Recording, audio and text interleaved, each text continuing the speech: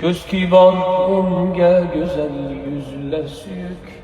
Göz kibar unge güzel yüzler süyük.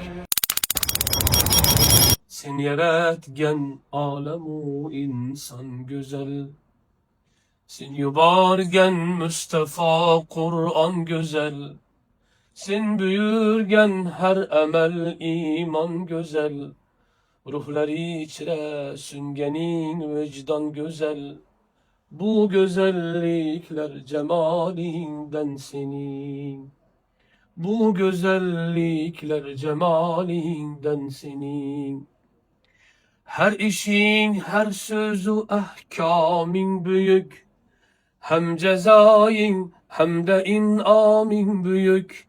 Kılgenin insanga ikramin büyük. Cennetin dini İslam'ın büyük. Bu büyüklükler celalinden senin. Bu büyüklükler celalinden senin. Sen yaratmış iki dünyayın tügel. Hasfatin hemme esmayin tügel.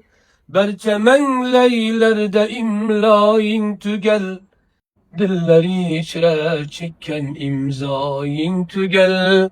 Bu tügellikler kemalinden senin. Bu tügellikler kemalinden senin. Göz kibar unge güzel yüzler süyük. Göz kibar unge güzel yüzler süyük. Her kulakka münli avazlar süyük.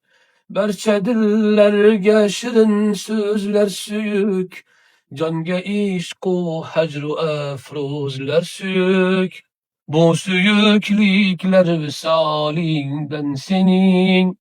Bu süyüklükler visalinden senin.